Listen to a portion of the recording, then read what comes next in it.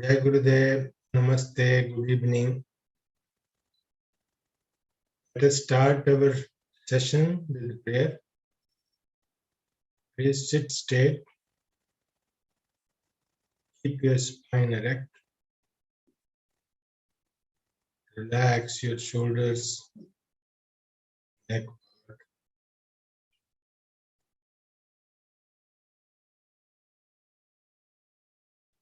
Deep, long breath in.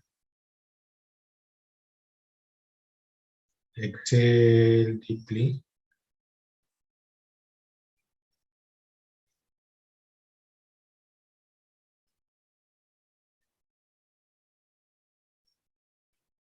Now get ready for Om recitation. We'll recite Om 3 times,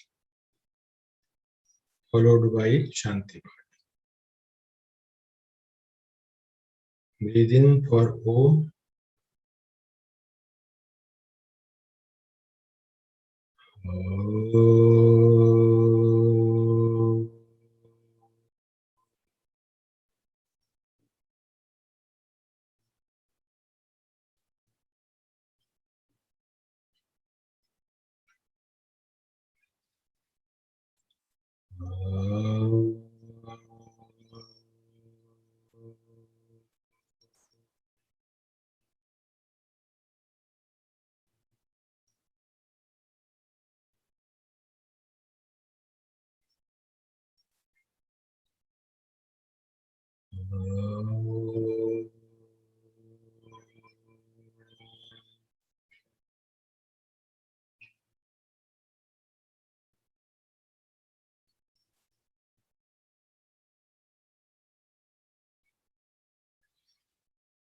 Om Sehna Vavatu Sehnau Bhunaktu Sahaviyam Karvavahai Tejasvinavaditamastu ma Vidvishavahai.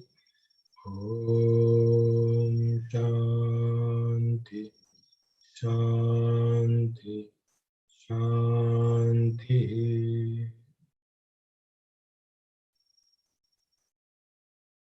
Contemplate upon the meaning of this prayer.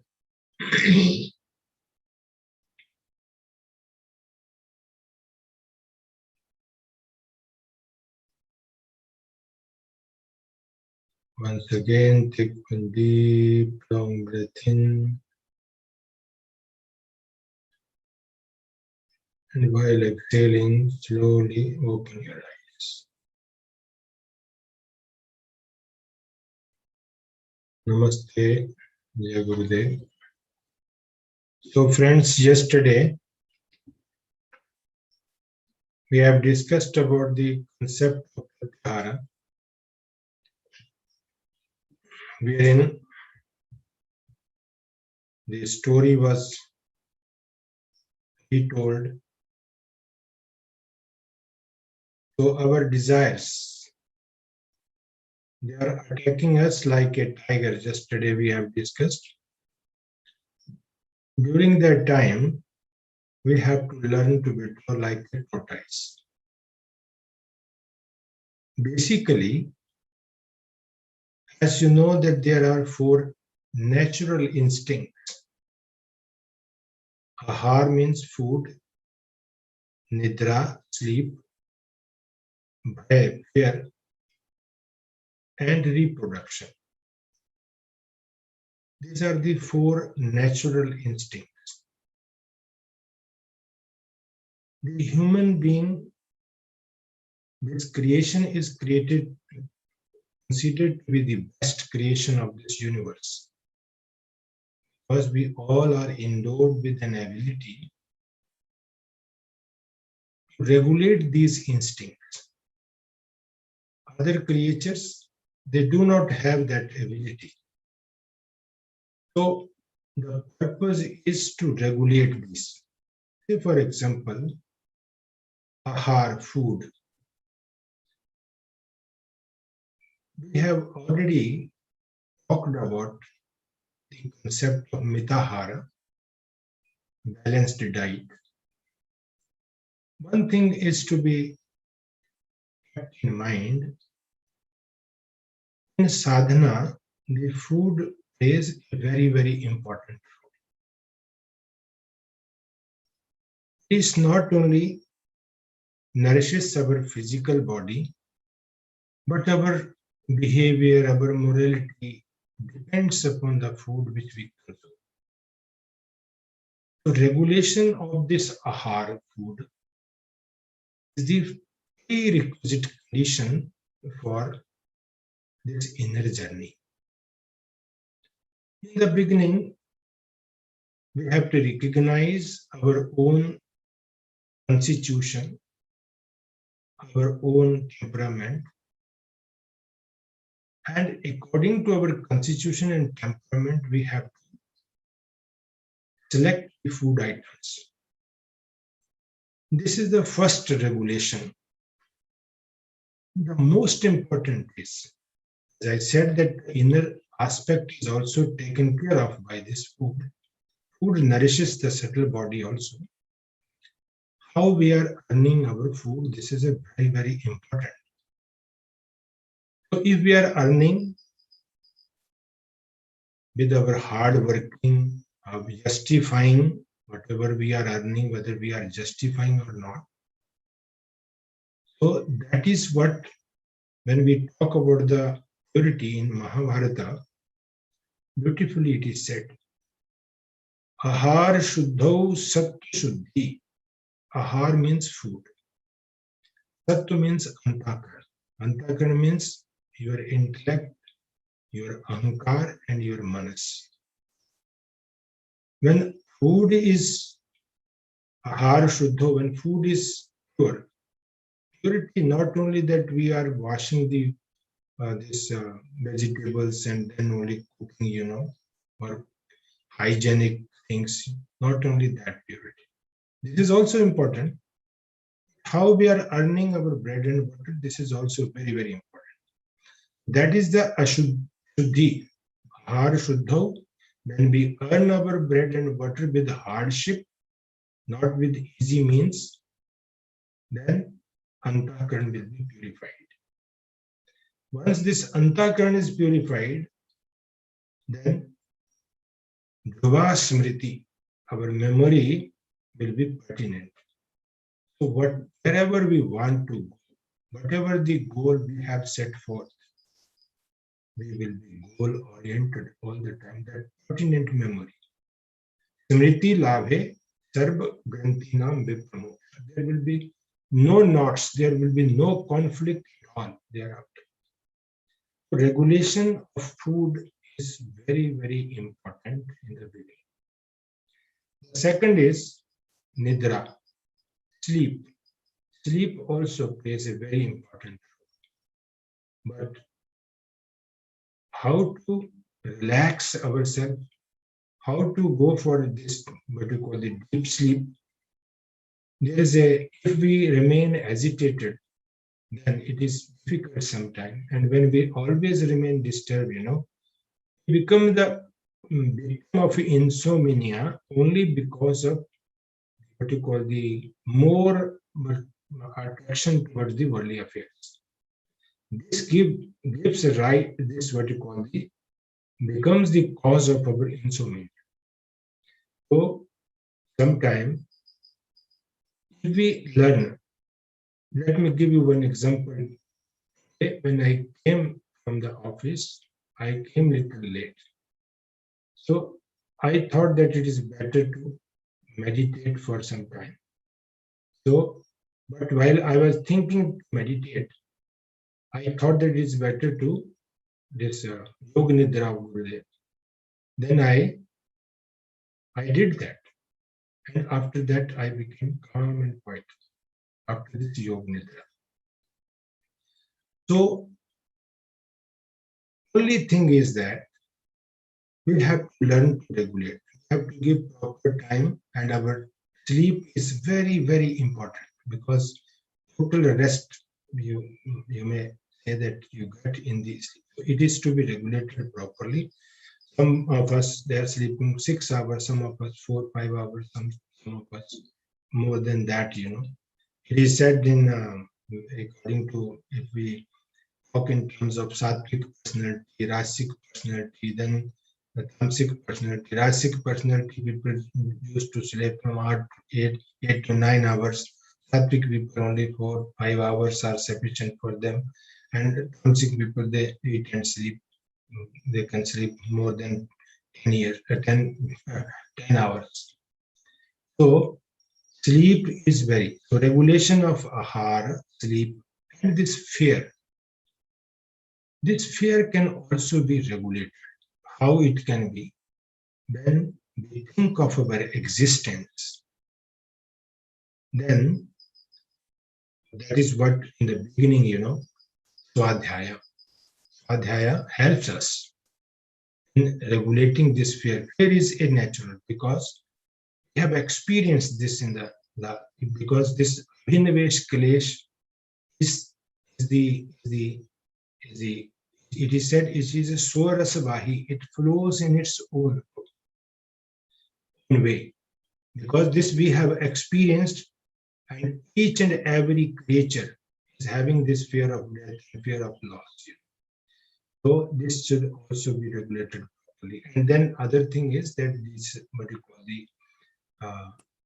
this is the sexual urge that should also be regulated. But when we are totally merged with this inner journey and with that pertinent memory is cultivated somewhere or other, automatically we develop that kind of control over all these four.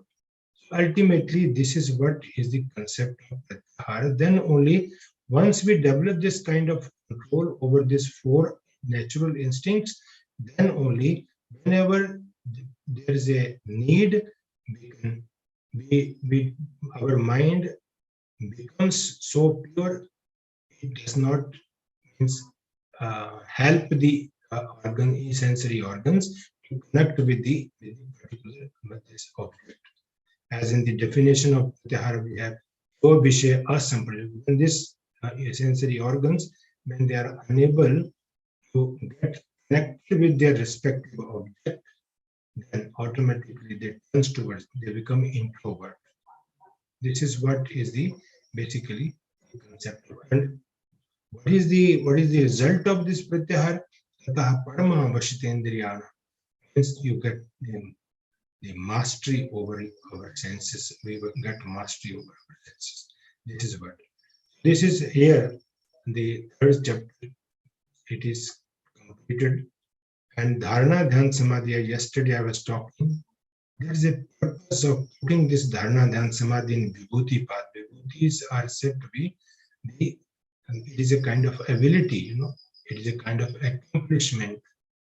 And therefore, Maharishi Patanjali has put this Dharana Dhyan Samadhi in the third chapter in the Vibhuti path. He has not cut here. Otherwise, he would have cut this Dharana Dhyan Samadhi also in the second chapter. We will take the round of this second chapter. It was started with Kriya Yoga. Just to remind you, Kriya, whatever the action that lead us towards the Chitvritti Nirodha is called Kriya Yoga. Kriya means action and Yoga means Chitvritti. Here we have to remember that river, which is flowing in two directions. Generally, it flows in the east side, what you call Sansaronamukh. This stream is flowing toward the Sansaronamukh, material side. It's me and mine, sensory pleasures, generally because of the previous samskaras. The purpose is to rechannelize it towards and that is called Chittavritti Nirodha, which leads us towards the Surupavastha. This is the Kevalya Nimana, Kevalya Pragabhar. This is called Kevalya. So Vyasa has made this clear. Sansar Pragabhar, that leads us towards the material side, and that will give us endless pain and misery, nothing else. And other side is, if we divert this flow toward the other side, then Kevalya Nimana Bhag, Kevalya Prag Bhag, Kevalya Prag, towards that side, which leads us towards who am I, to actualize who am I ultimately. So with a view to divert this flow, Patanjali in the sadhana path, in the first sutra, he has given us this Kriya Yoga, which has the three components, tapas, swadhyaya, and Ishwar Pranidhana. We have discussed in detail the tapas, but one thing is to be kept in mind, whenever we are trying to rechannelize or redirect this flow, then conflict comes. As you know, this antarayas, vyadi comes sometimes, styan comes, heedlessness, becomes time, pramada comes, that all nine antarayas we have discussed. So this comes in between. To bear this all, and we have to continue our practice. That is what is ultimately the swadhyaya. We have to do it. This is what we call tapas. Dvandva sahanam, that is what we are saying. Dvandva is, this is the conflict. We have to bear all this. So sometime, because of the overexertion, or sometime, it happens sometime. So we have to bear this. That is what in the Vedant, in Shat Sampatti, that is what you call the tiksha. The tiksha word is very important. So tapas is a dvandva sahana. And fasting, because it is a kriya, we have to do something. It's the doing aspect. It is a abhyas yoga, in other words. So we have to do something. We have to do a upavas sometime. We have to keep silence sometime. We have to, just with a view to bear all these, so that the energy can be cultivated. With a view to face all such type of, what we call the, this, whenever there is a pair of opposites, dvandva comes. So this is tapas. And swadhyaya, small things in the beginning. We have just to, although in reading books, holy books, mantra chanting, om chanting, or this Gayatri mantra, all these, this is a swadhyaya ultimately. But ultimately, it is a self-study, self-analysis. So somewhere or other, we have to start analyzing ourselves, what we are doing, why we are doing this, where it will lead us, whether it will help us to divert this flow to the other side or not.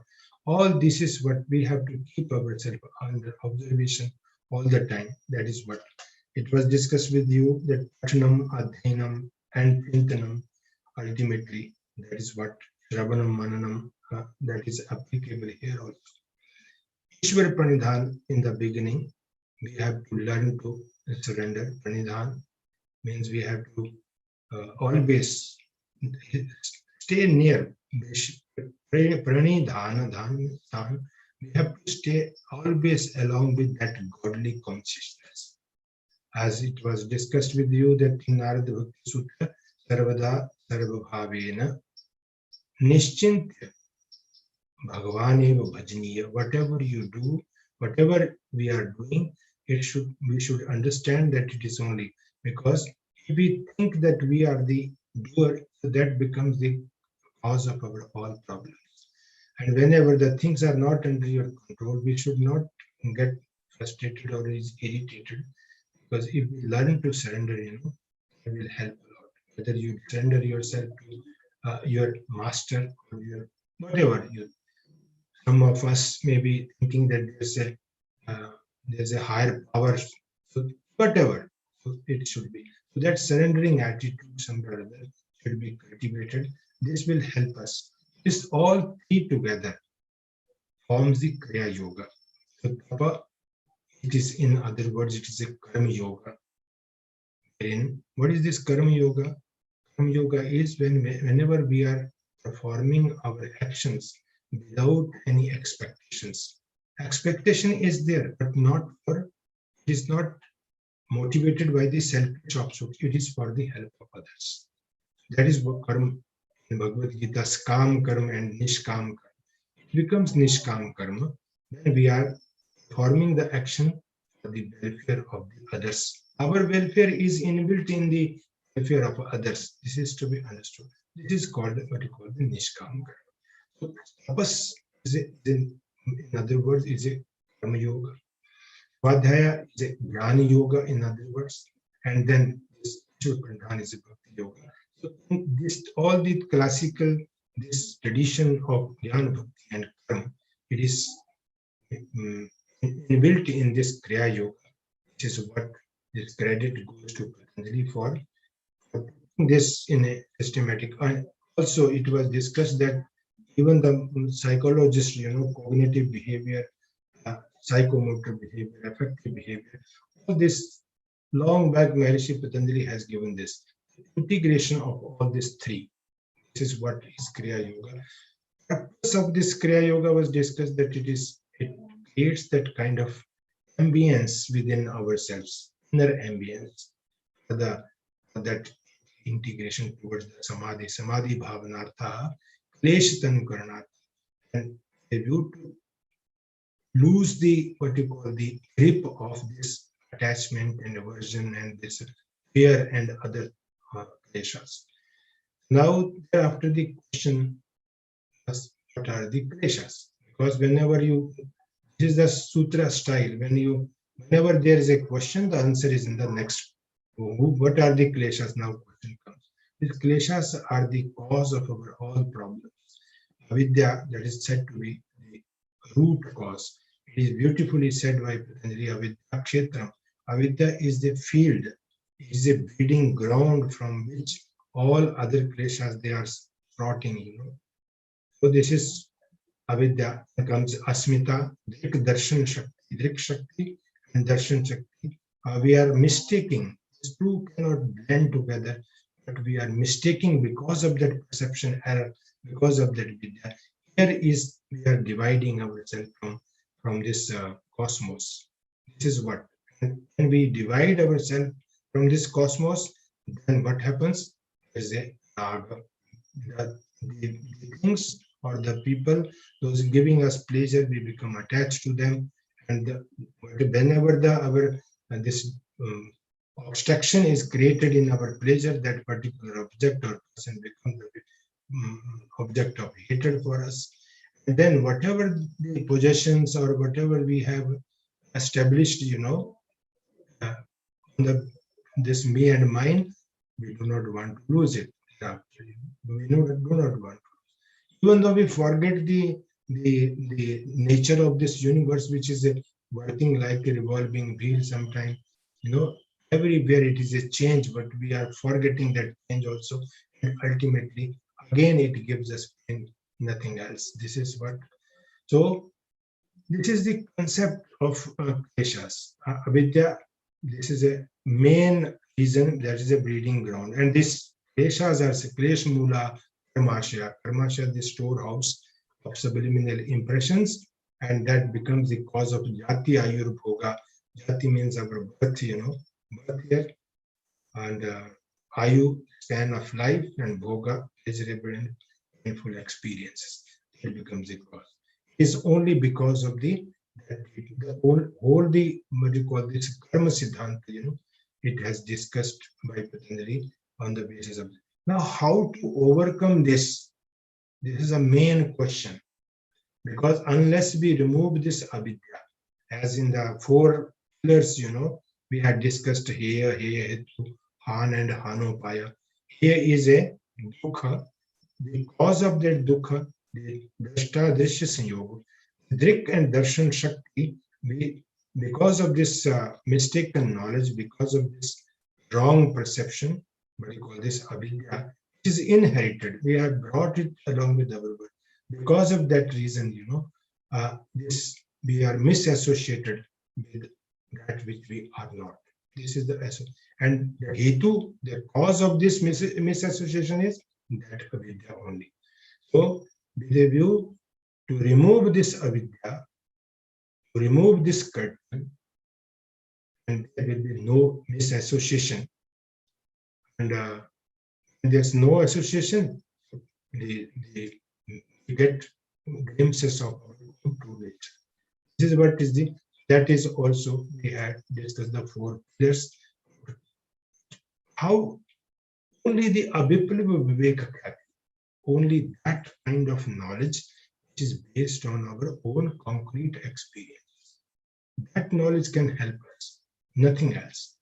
From where that knowledge will come, 7 stages we have discussed. From where that Yoganga Anushtana.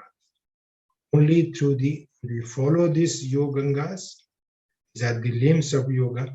Ashuddhiksha, when all impurities, impurities of all kinds of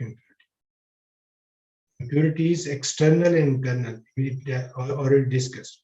When all impurities are eliminated, there is a Gyan light of wisdom, and in the light of wisdom, we will be able to discriminate that I am not this, I am this. Thereafter comes, you become a part and parcel of you. Thereafter, we think that we are a part of this cosmos. Thereafter. So that leads us to Viveka. That's what the Viveka, Apipilava Viveka, unshaken knowledge that comes from the concrete experience. After we had discussed about the yamas, 5 yamas, then the addition of 10 yamas was also discussed. Similarly, the niyamas. So, hinsa, sat, aste, brahmacharya, aparigraha, then shaucha, santosh, tapaswadhyaya, ishwar, pradhanani, niyama. Thereafter, we had also discussed, and that was a kind of different kind of understanding with regard to the asana. And that's why the whole story of asana, right from the beginning, in Indus Valley civilization, we get some statues on the basis of which even John Marshall has made some plate on the basis of which it can be said that the asana tradition of yoga was prevalent even in the pre-Vedic period in the Indus Valley civilization also. But to surprise, it was also discussed that in Vedic literature we do not find the term asana. Only in Atharva there is a asandhi word, that is made up of this wood and used for sitting. It is called asandhi. But we had also discussed about asana as a attitude, which is physical attitude, the mental attitude. The example was given to you of this Padmasana or Brikshasana. That is the kind of what you call the mental attitude, and physical postures, all about the cultural poses as well as the meditative posture. Why we are practicing the cultural poses? Because we are preparing ourselves for the meditative posture so that we can sit for a long period of time. This is what is the purpose. But when we are talking about the concept of asana in Patanjali Yoga Sutra, it's an entirely different concept. Patanjali gives us only some principles. That principle should be kept in mind. He says, Thir Sukamasanam, this we have only. So, steady and comfortable. Everyone knows, and it is correct. There's no doubt about it. But when we are talking in terms of Anushtan of asana, then the second sutra should not be forgotten. What is that? Yatana Shaitilya Anant Samapati. Anant Samapati when we merge with the infinite. Samapati is a merging process that we have already discussed in the first chapter. It's a merging process. People used to say Samapati and Samadhi. So no, Samapati is a process. Samadhi is the result of that process. And that is the reason why after the 4 Samapati, Savitarka, Nirvitarka, Savichara, Nirvichara, Patanjali says, A Ev Sabija Samadhi in the 45 Sutra, 46th Sutra of the first chapter. A Ev Sabija. All the 4 process of Samapati is said to be Samadhi. Samadhi is a singular term used by Patanjali. It means all the 4 together is making it Sabij Samadhi, the seed Samadhi. So Samapati is a process of merging when you become. What means to fall? Sam means completely. Samapati, see the derivative meaning of this. Sam means complete. That means to fall.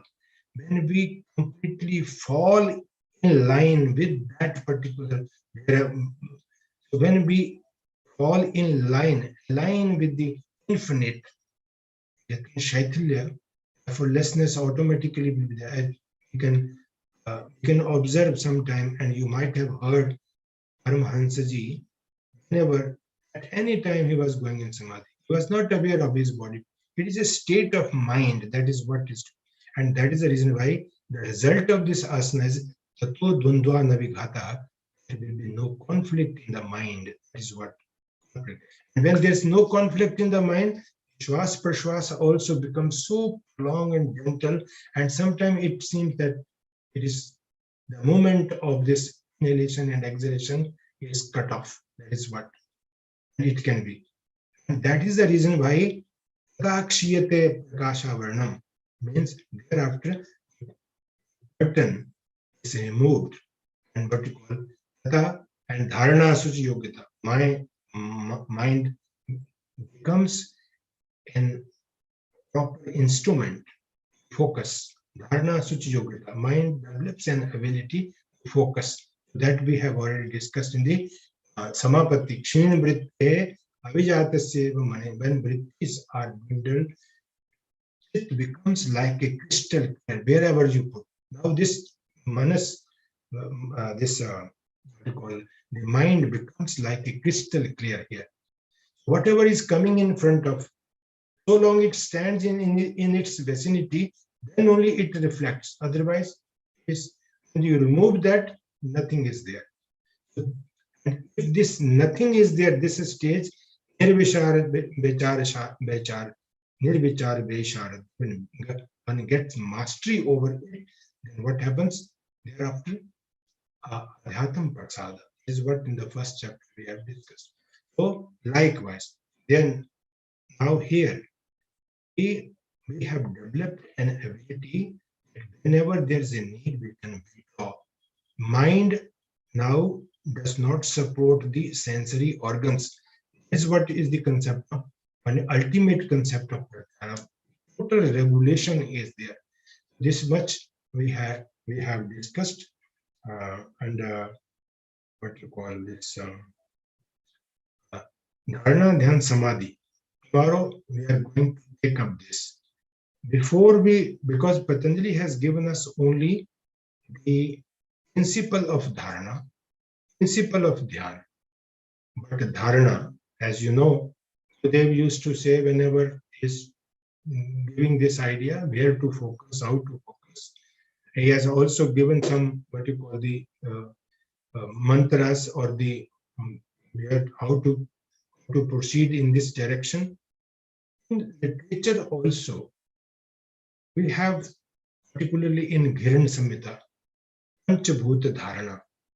So first of all, we'll talk about the Panchabhuta Dharana tomorrow. And then there's a one Yogi Karandas, he has also talked about the 5 dharana, on 5, what you call, the gross elements. So that first we'll discuss that, and then we'll talk about the dharana there. And there's a process. Ultimately, this all three, ekatra sanyama, is all three together.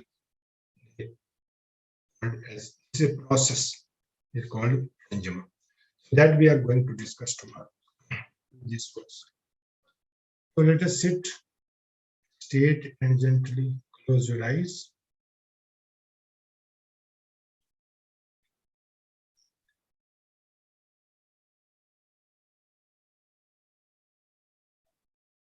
Take one deep, long breath in.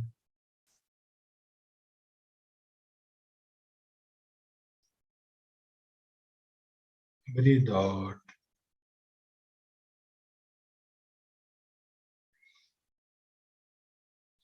Now get ready for prayer. Om Sarve Bhavantu Sukhinah. Sarve Santu Niramaya. Sarve Bhadrani Pashyantu. Ma Kaschid Dukha Bhave.